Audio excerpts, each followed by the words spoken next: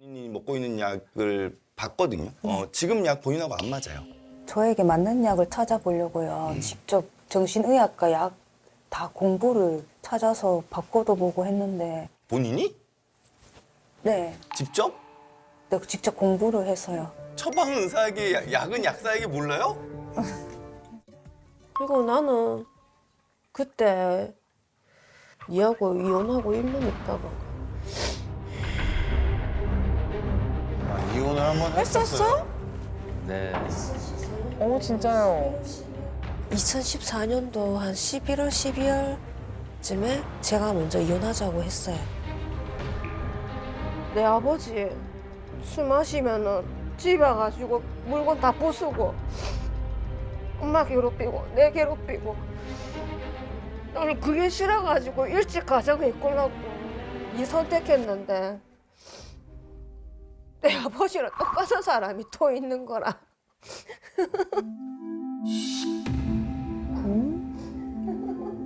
네다섯 번. 아니 거의 일주일에 계속 술 먹고 적어도 1시, 2시 많게는 3시까지 잠 못 자고 아유. 말하다가 안 되면 어머니하고 뭐 몸싸움하고. 날짜도 정확히 기억나요. 10월 5일? 아버님이 저한테 손찌검 한 날. 아이고. 갑자기 아버님이 욱혀가지고 막 그때 기억나. 지금 밟더라고요. 근데 집에 가니까 멍이 들어가 있더라고요. 보라색 멍이 들어가 있고. 아니 그들은 그 평범하게. 20만 원 그 옷 때물칸 가야. 그러니까 20만 원 갖고 옷 샀다 해가지고 내 엄마한테 전화해가지고 갈 필요는 없었다 아이가. 자기한테 카드 옷을 샀다고 친정엄마께 난리를 쳤더라고요. 친정엄마께 난리를 쳤더라고요.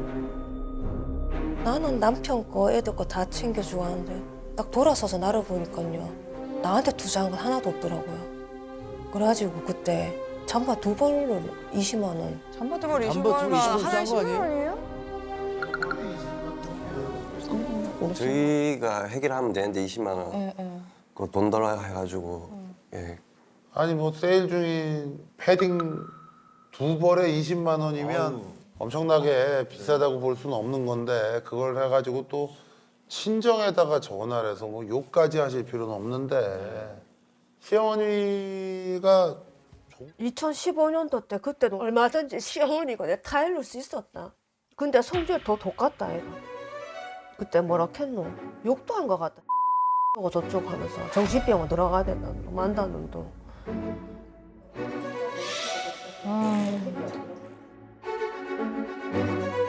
그때 나는 멀쩡했는데 이혼하기로 결심했을 때 남편보다 시댁 식구들이 너무 꼴보기 싫어서 너무 그 집에서 벗어나고 싶더라고. 아니면 제가 죽을 것 같더라고. 제가 볼 때는 그냥 저희 집안 문제 같아요. 그 중간 역할을 안 됐어요. 그 저희 집에 독불장군에서 어떻게 보면 말 그대로 그 아버지하고 고생하셨겠네. 시댁 식구도 진짜 꼴보기 싫고 죽이고 싶을 정도로 미운데 내가 너무 눈에 아른거려가지고 내가 한 번 너네 집에 간 적 있었다 애가 그 공백 기간 동안 내가 애가 너무 보고 싶어가지고 초인종을 눌렀다. 그때 왜 문 안 열어줬는데?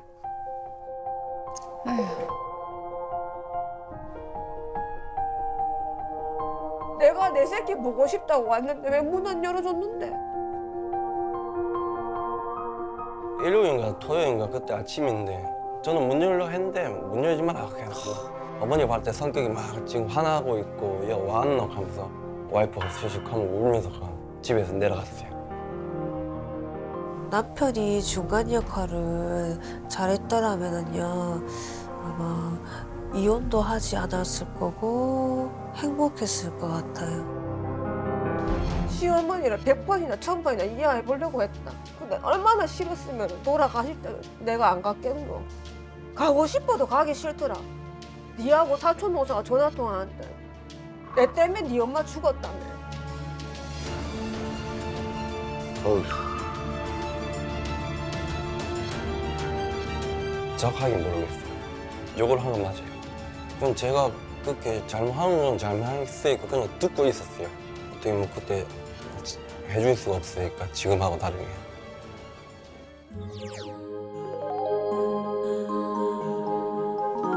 네, 안녕하세요. 안녕하세요. 저는 정신과 의사고요. 네. 이광민이라고 합니다. 아, 네. 50대도 이래저래 고민이 많이 되셨을 것 같은데 네. 부부관계에서 가장 문제가 뭐예요? 무덤덤해졌다고 해야 되나? 오랫동안 한 19년 정도 부부 생활하다 보니까. 사실 제가 영상을 보면서 네. 가장 좀 심각하게 느꼈던 점은 본인이 바깥 활동을 전혀 안 하시는 거. 네. 네. 마치 진짜 무슨 혼자 있는 섬같이 되어 있거든요. 가족 외에는 모든 게 지금 다 단절되어 있죠. 네.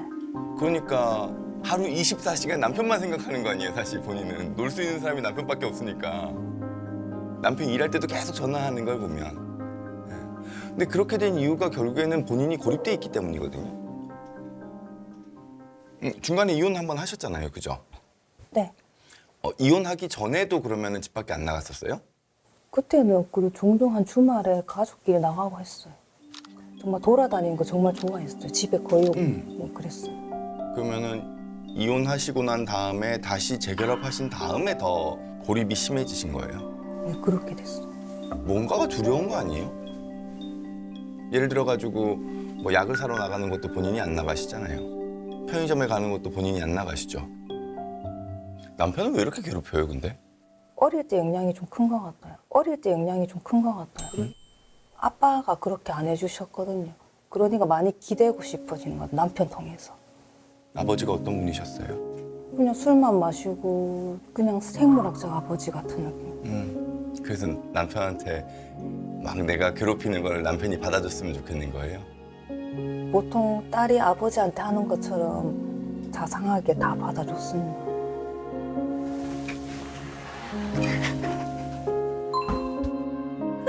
쭈구리 빵댕이 형. 근데 초등학교 고학년만 돼도 괴롭히거나 자꾸 전화하거나 하면은 훈육을 하겠죠. 혼을 내겠죠. 네, 저는 그런 혼도 안 받아봤으니까. 네. 그럼 남편이 혼냈으면 좋겠어요? 아니요, 그냥 귀엽게 봐줬어요. 그럼 좀 말이 안 맞잖아. 보통 아버지들 같은. 아버지들은 그렇게 다 받아주지 않아요. 본인이 남편한테 기대하는 거는 너무 이상화돼 있어요. 그런 아빠 없어요. 훈육이라는 걸 받지 못해서 모르겠어요, 아버지. 훈육이란 걸 받지 못하지 않았어요, 본인? 응? 아니요, 본인 지금 만약에 본인이 훈육이 안 돼 있었잖아요? 그럼 나한테 와서도 남편한테 하듯이 나한테도 똑같이 그럴 거예요. 아, 그래요? 지금 보면 사회적으로 아주 적절해요, 본인. 지금 저랑 대화에서는. 네. 집에서의 말투와 네. 지금 저랑 대화하는 말투가 완전 다르세요. 사오락했다고. 심심해갖고. 내 주디는 내가 칠게. 내가 지가 인데. 아이 치라고. 아, 그래요? 네. 사람들한테 대할 때는 되게 차분하고 네. 예의 바르고 심지어 되게 조신해 보이거든요. 아, 네. 네. 회피하는 것만 빼면 본인 지금 기본적인 대인관계에서의 사회성은 가지고 있어요. 본인은 어린 시절의 마음을 좀 탈피해야 돼요. 지금 꼭 보면 5살, 6살에 머물러 있는 것 같아. 전 항상 어리고 싶어요. 전 항상 어리고 싶어요. 나이 먹는 것도 싫고. 그걸 바꿔야 된다고. 아, 그래요? 본인의 현실은 39의 김나온의 누군가의 아내이고 두 아들의 엄마이잖아요. 네. 아내와 엄마는 성인이에요. 아이가 아니라고. 맞아. 근데 자꾸 애처럼 굴면 어떡해. 그리고 본인이 애처럼 구는 거에 또 다른 이유는 이런 거예요. 우리는 부모를 통해서 사회에 대한 인식을 가져요. 근데 본인이 경험한 어른들은 아버지처럼 무책임하고 술 마시고 주정 부리고 괴롭히는 사람이었겠죠. 그리고 두 번째로 경험한 시아버지죠. 예. 근데 시아버지 역시도 더 했어요. 더 했어요. 네. 시아버지 노다지 술 먹고 들어오시면은 잠 못 자게 어떡하는 내가 그 상황에서 왜 일을 하는데. 날짜도 정확히 기억나요. 10월 5일? 갑자기 아버님이 욱혀가지고 그때 기억 지금 밟더라고요. 근데 집에 가니까 멍이 들어가 있더라고요. 보라색 멍이 들어가 있고 그래가지고. 근데 본인이 그 시선으로 남편을 보고 있어요. 남편을 보고 있어요. 네, 그런 것 같더라고요. 남편을 보고 있으면요. 시댁 식구들도 보는 거 같고 아빠도 보는 거. 그래서 괴로워요. 근데 남편은 시아버지나 아버지랑 비슷한 행동을 해요? 한 번씩 욱하면 폭력 성향이 드러나거든요. 그럴 때 보면 아버님이랑 똑같은 거. 한 번씩 욱하면. 네. 항상은 아니네요, 그죠? 네. 주말에 쉴 땐 거의 잠만 잤거든요. 음. 근데 아버님은 그렇게 주말에 잠만 자더라고요. 근데 지금 여기서도 드러나는 게 뭐냐면 시아버지나 아버지랑 조금이라도 유사한 측면이 있으면 그거를 갖다 붙여서 아버지, 시아버지 같은 사람. 네, 거기서 화가 많이 나는 거예요. 그걸 뭐라고 하냐면 투사라 그래요. 본인이 가지고 있는 본인의 아버지에 대한 인상과 시아버지에 대한 인상을 남편한테 던져가지고 남편을 그렇게 바라보는 거야. 네, 그러니까 싫죠, 당연히. 근데 남편은 시아버지랑 아버지랑 달라요. 그러니까 남편 입장에서는 아버지처럼 안 되려고 부단히 노력하는 게 보여요, 내가 볼 땐. 근데 본인은 그걸 봐주지 않아. 뭐 복수심 뭐 그런 것도 약간 중간중간 남편이 시아버지 같은 모습이 보인다 그랬죠. 남편을 살살살살 끌고가지고 시아버지 같은 행동을 하게 만드는 거예요, 본인이. 그거를 투사적 동일시라고 표현해요. 좀 더 어려운 표현으로. 그러면 뭘 바꿔야 되는지 알아요? 그냥 제 자신을 봐. 아니요. 남편하고 시아버지를 구분해서 봐야 돼요. 그게 제일 중요해요, 본인 인생에서. 네. 아버님하고 저희 아빠하고 투영해서 남편을 보고 있다는 그 말씀이 좀 많이 충격이었어요.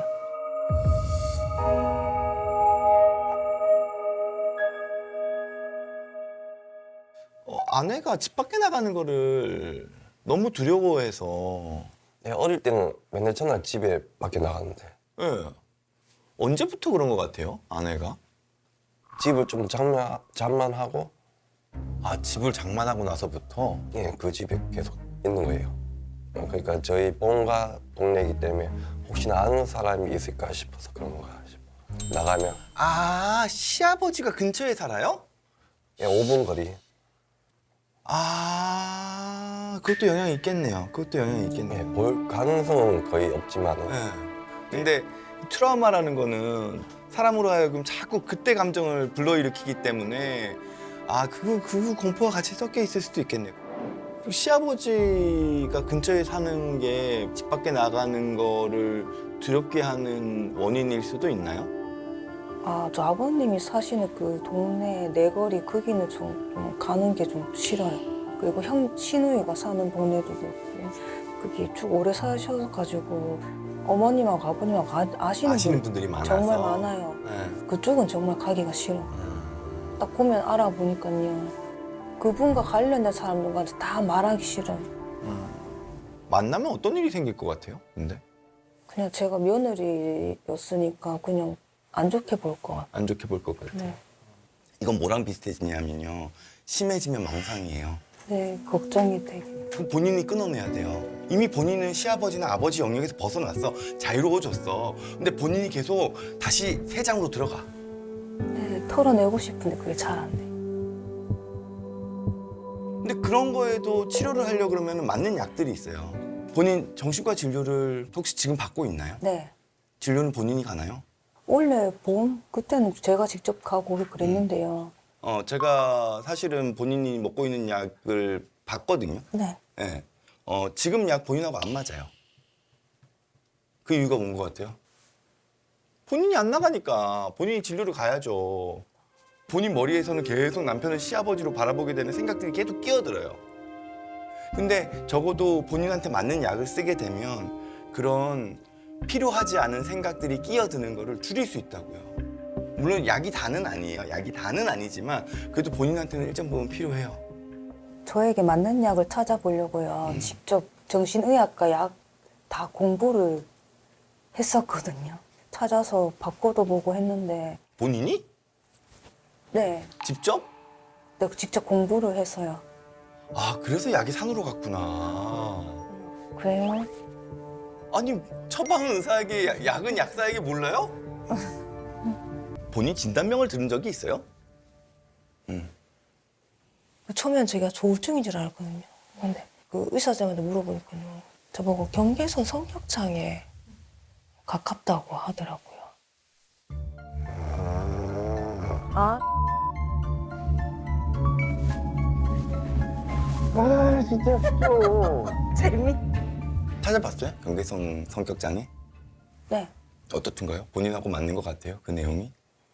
변덕 심하고 극과 극이고 뭐 반 이상은 맞는 것 같기도 하고 뭐 그런 것 같아요. 모르겠어요. 저는 경계성 성격 장애라는 진단을 그렇게 좋아하진 않아요. 네. 근데 경계성 성격 장애라고 진단을 내릴 만큼 증상이 아주 도드라지지는 않는 것 같아요. 왜냐면 성격 장애는 일반적인 다른 환경에서도 그 증상이 계속 반복돼야 돼요. 아, 그렇고. 근데 지금 나랑 이야기할 때는 본인 전혀 증상이 느껴지지 않거든요. 본인은 누구랑 있을 때만 그러냐 하면은 남편과 관련된 일에만 그래요.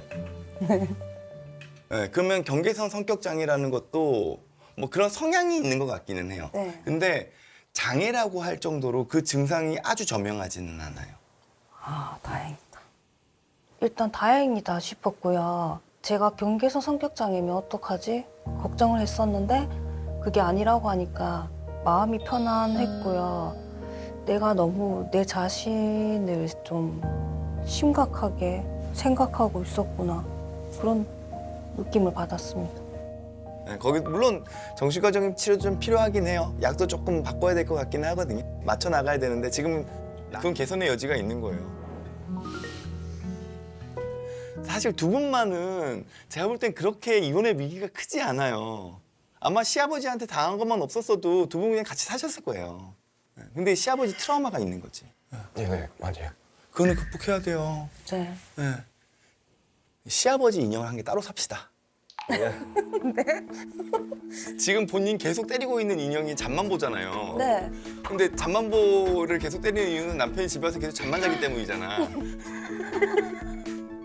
그러면서 시아버지가 막 겹쳐 있고 네. 좀 괴물 같은 인형 하나 사서 걔를 때려요. 근데 다만 중요한 거는 이 때리는 이 인형은 남편이 아니야. 시아버지야. 아, 그런 방법도 있군요. 그러면서 머리 안으로 구분하는 거라고. 아, 네. 좀 얼굴 표정이 달라진 것 같긴 한데 진짜. 들떠 있는 것 같아요.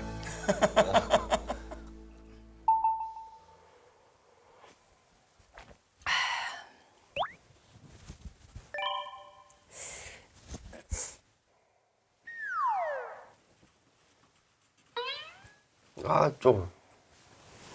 우리 이참에 딸 하나나 아 쓸데없어 하지만. 나처럼 도신하고 이쁘고 입줘봐라 빨리.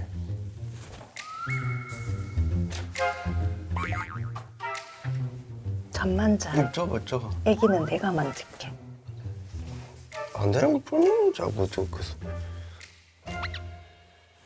난 감정 기복이 그렇게 심한 줄 알았는데 근데 심각한 수준은 아닌가 봐. 내가 나를 너무 심각하게 그렇게 분상분상 예민하게. 그게 예민하게 보이는 게 나를 잡으려 해서. 아, 니한테만 예민하고 니한테만 숨기려고 니한테만 극한 거. 내 관련된 사람한테 쭉쭉 맞긴 맞네. 어릴 때부터 내 관련된 사람한테 족치고. 관심 좀 달라고 나한테. 니는 안 물어보고 엄마. 그 의사분도 나 경계선 성격장애 가깝다 하는데. 그래서 한 번 더 보자고. 성격장애 그 경계선 그거 치료하기 힘들다고 하고 의사들 버리는 거야 다들. 그래서 그래. 심한 건 아니고 맞지? 노력하면 돌아갈 수 있는 원래도. 참 마음이 싱숭생숭하구나.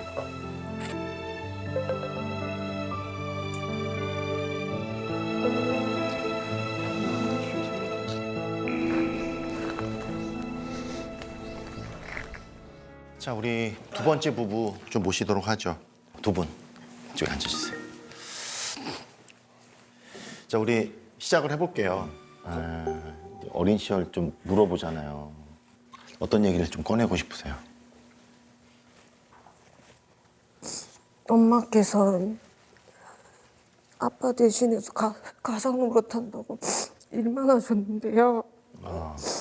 아빠가 가장 노릇을 못했어. 가장 노릇을 못 하셨구나. 네, 술을 좋아했어요. 또 남편도 아버님이 술 또 좋아하시고. 아, 그건 두 분이 너무 닮았어요. 두 분이 너무 닮았어요. 부모님 모습이. 시댁 식구는 또 어떠셨어요? 신랑 하나 믿고 왔는데 저희 아버지 같은 사람이 또 한 명 있었어요. 아이고, 아버지 같은 분이 또 있구나. 술 좋아하고 가족 괴롭히고 임신했을 때 아침도 못 먹었어요. 아침도 못 먹고? 왜요? 아버님이 아침을 안 드시니까요.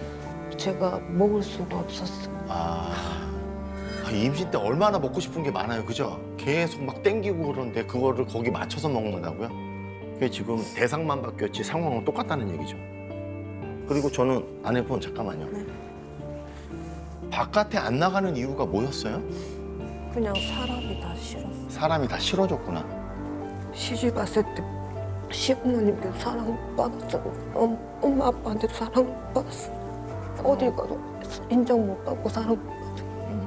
시아버지 노다지 술 처먹고 들어오시면은 잠 못 자게 하고 내가 그 상황에서 왜 일을 하는데? 아, 저 아버님이 사시는 그 동네 내거리 거기는 좀 가는 게 좀 싫어요. 이미 본인은 시아버지나 아버지 영역에서 벗어났어. 자유로워졌어. 근데 본인이 계속 다시 세장으로 들어가. 네, 이제는 뭔가 달라져야 될 것 같고요. 그래서 자, 올라가서 저 옆에 같이 앉으시고. 자, 우리 아내는 신발을 벗고 의자 위로 올라가세요. 신발을 벗고 올라가시고 손 잡아주세요. 아내 손 옆에 잡아주시고. 네, 올라가시고.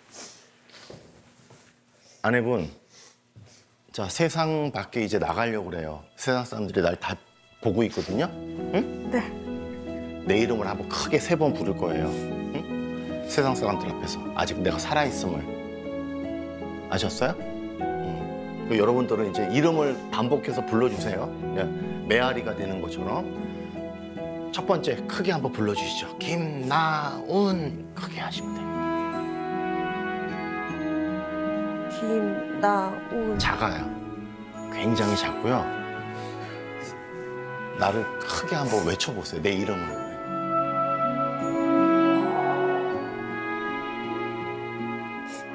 김나운. 김나운. 더 크게 외치세요. 김나운.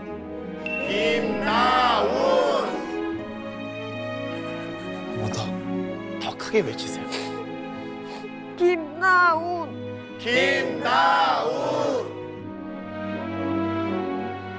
약간 좀 두려웠어요.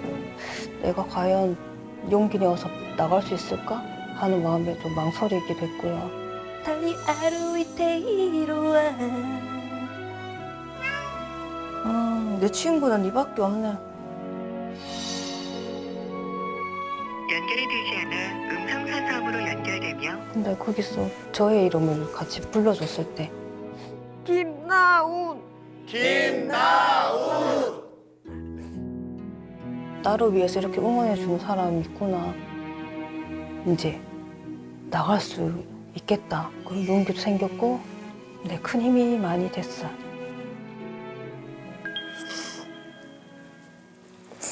그래도 한결같이 나만 바라봐주고, 어리광도 다 닫아주고,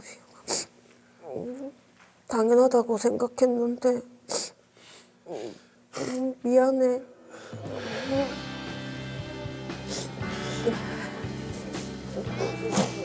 괜찮아?